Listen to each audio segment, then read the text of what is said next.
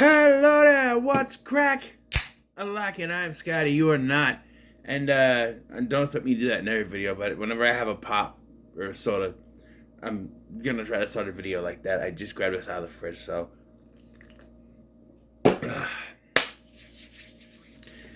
So I want to say this is a long time coming, but not really. I initially did not have any intention to review this or talk about this on the channel. Maybe eventually, but here's the situation. I was more interested in this when I was following this before with a plot that they were claiming was going to happen. Upon doing my research, I found out that whatever the news reports were saying was never actually intended to happen. So, the movie is advertised as a sequel to the 1996 film Twister. That is a bold-faced fucking lie. This, in every way, shape, and form, is a remake. They had to advertise it as a sequel to get the fans of the original in butts in the seats, because nothing in this film indicates it exists within the same universe as the first film. I didn't knock the disc out, did I? No. And there was one big thing that they have in this film that indicates that it's a remake instead of a sequel. So when this was originally coming out, the news reports and everything, the websites, the news sites were reporting that it was going to follow the daughter of Joe and Bill from the first film, that Helen Hunt was going to come back in some way, shape, or form. That was never going to happen. It was total, complete bullshit. It was something that was thrown out there because I could not find anything that ever confirmed that that was ever supposed to happen. Maybe in the original draft of this script they had a part for it. We'll discuss it because there's something in here that I think that where they could have put her in, but no. You see, the original idea is so fucking stupid.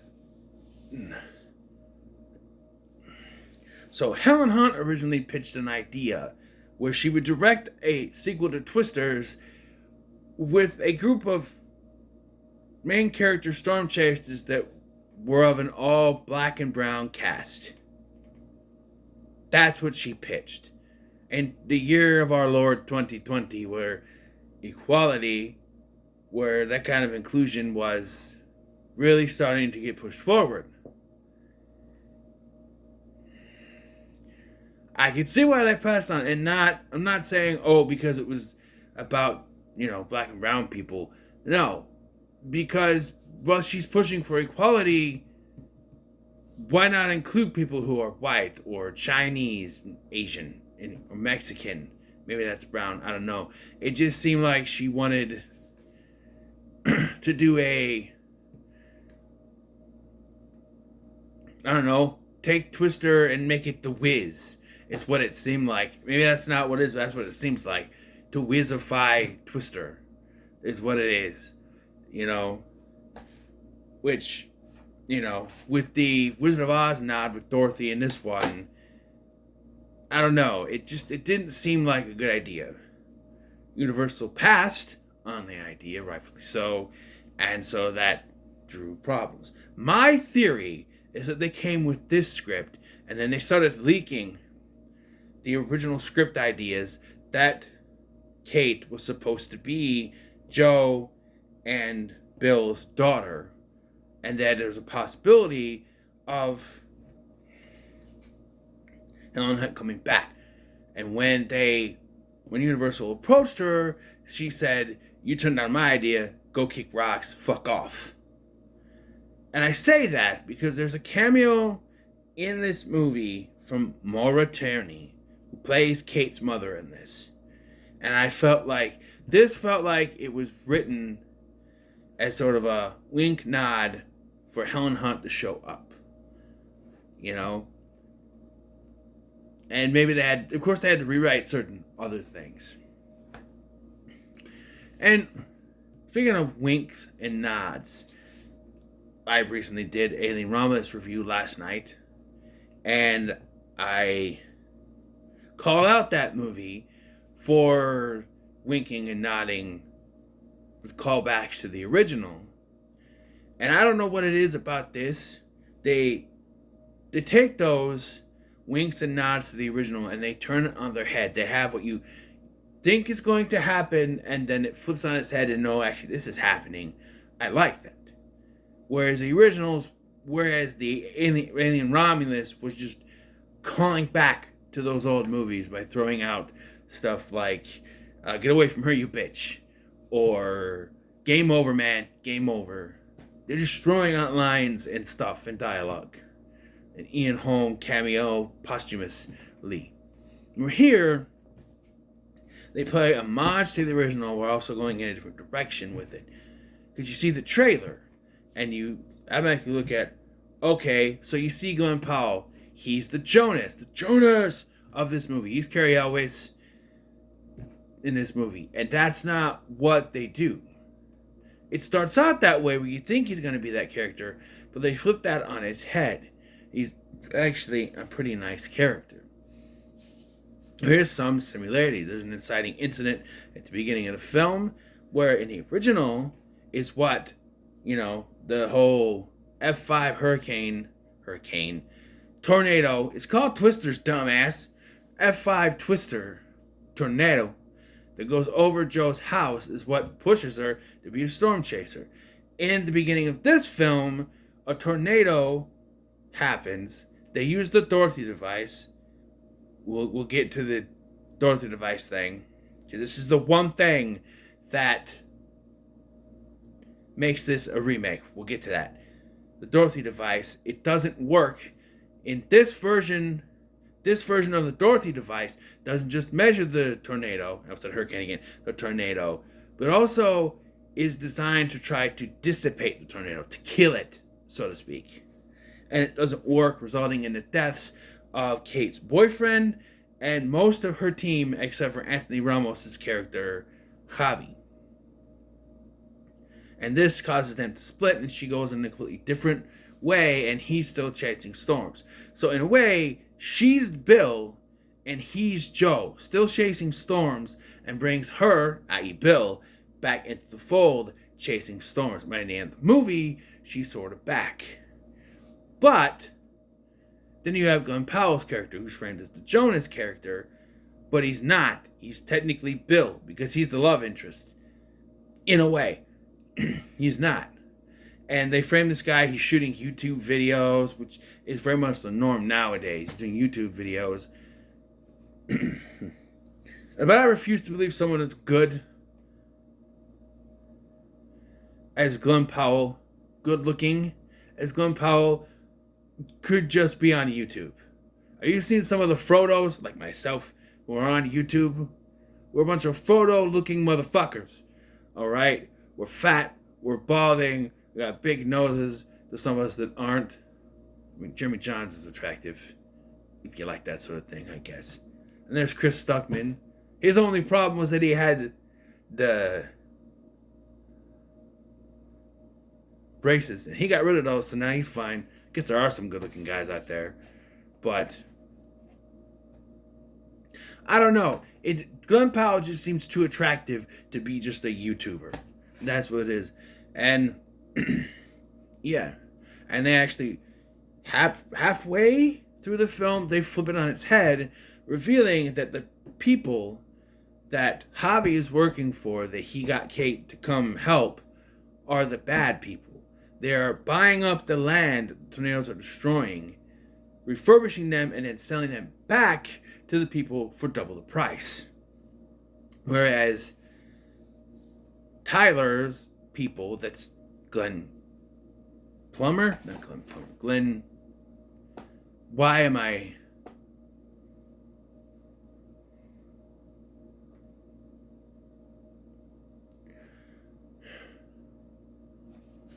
The hell's your name, dude?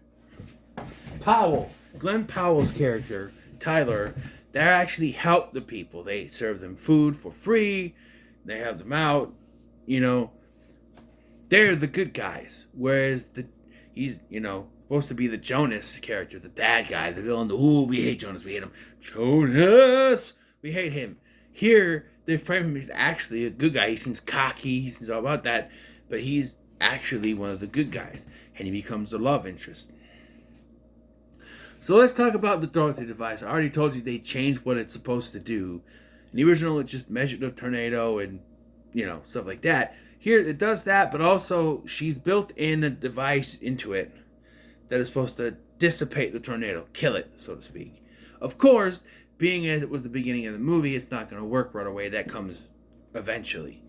But what makes this movie, to me, a remake is that, quite flat out, they say that Kate is the one who designed it. Which, in the original, it was Joe and Bill. Both of them, or maybe it was her, I don't know. But they say here that Kate was the one who designed it. To me, that's a retcon. It makes this a remake. Now, eventually, there's one scene with Maura returning. At the beginning of the film, she calls her mom. And then there's a scene where she goes back to her mom's house. And they talk, and she meets Tyler, and all that stuff.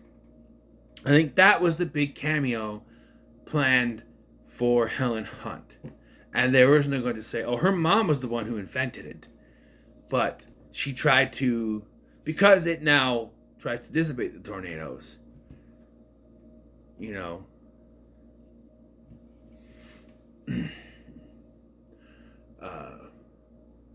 that she tried to upgrade it, and that's why it didn't work. That sort of thing. And what if in the original draft of the film, it was going to be revealed that Bill died in a tornado while chasing it, and now Helen Hunt doesn't want to go near him anymore, and that's why they sort of stay away from the tornadoes, and they came up with this whole thing at the beginning to change that? I don't know. But I don't know. This just doesn't feel like a sequel to me. Never at one point in this film, other than the callbacks that work better than the callbacks to any Romulus, by the way, did I go, oh, this is, there's no other characters in this movie. I was like, oh, that person, that person, that person. Regrettably, there are quite a few people who have passed away. Or a couple people. Bill Paxton, Philip Seymour Hoffman, they're not with us anymore. You could have had Jamie Gertz do a walk-on cameo as the character from the first one. I gotta go, we got cows. Or Alan Ruck is walking by or something. Maybe Alan Ruck is the guy in charge, or is this Riggs guy? Maybe he's the one that's in charge. He's become corrupt or something. I don't know. Cary Elwes could be the one in charge. He's corrupt. I don't know. But did he die? I don't think he died. But I don't know.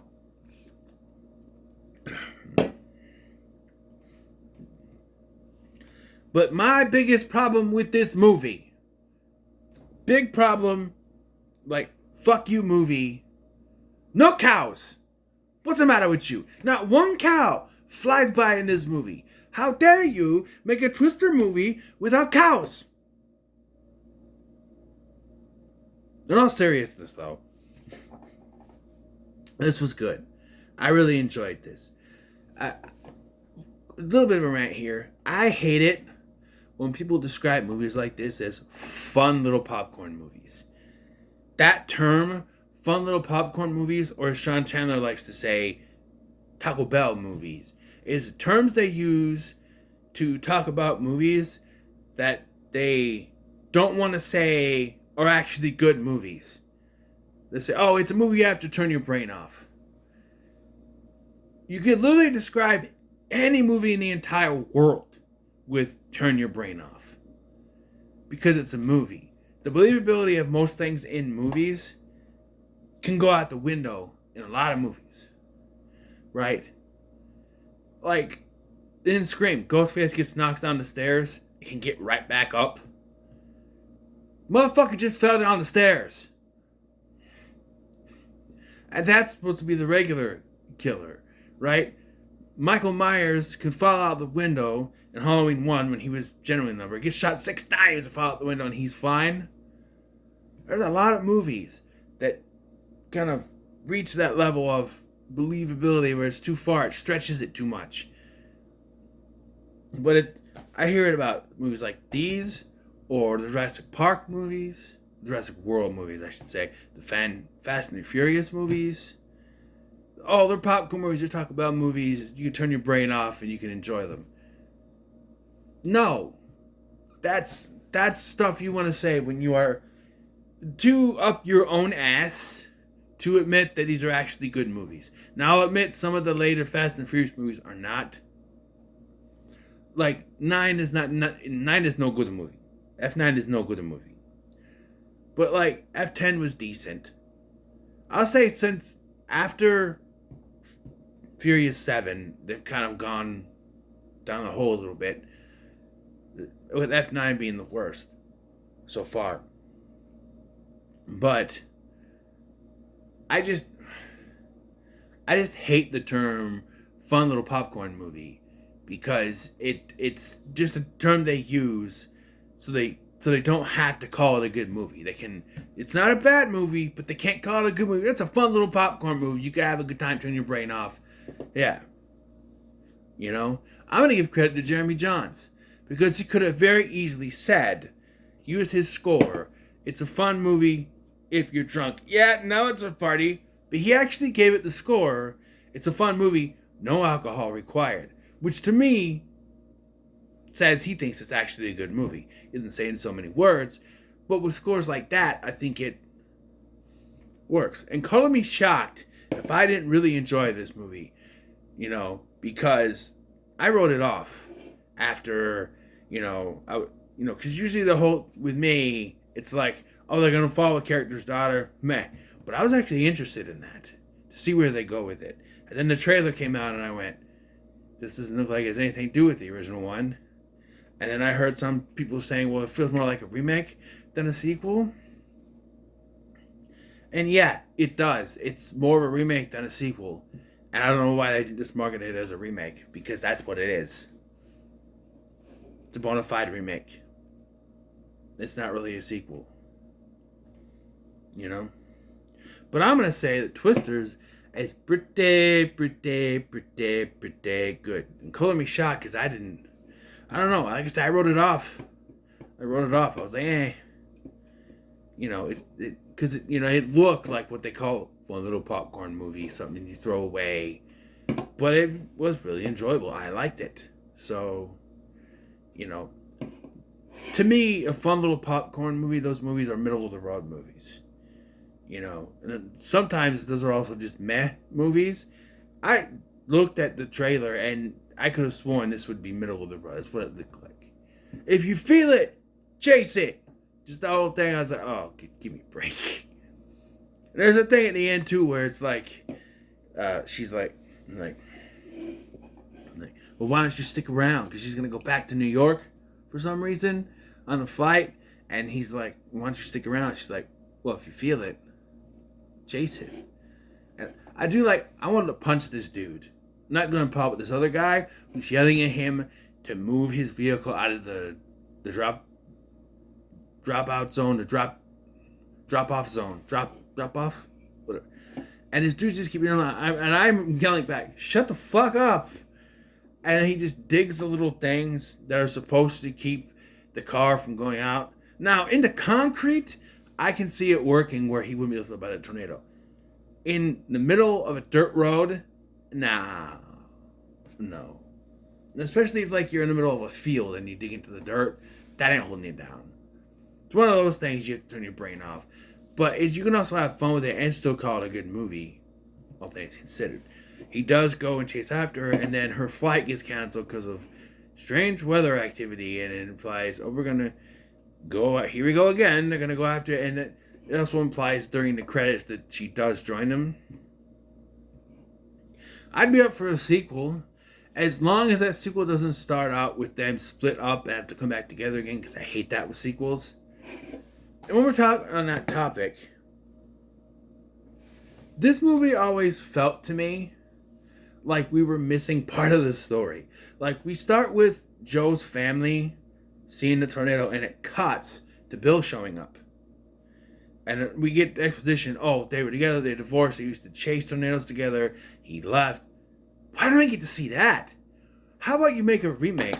You could have made a remake where Glenn Powell is Bill and she is Joe, and they meet each other for the first time. And this is their first meeting. Maybe Bill was like Jonas, and that's why he doesn't like him anymore, because he was just like Jonas and he changed his ways. You know? Could work. Prequel, but this movie works on its own anyway. So yeah. So what are your thoughts on Twisters?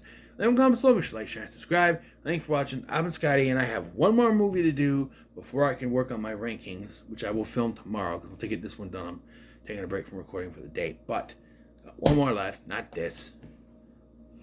It's another movie where I didn't expect to actually review it, but I'm going to. Fuck it. So thank you for watching. I've been Scotty, and I'll see you in the next one.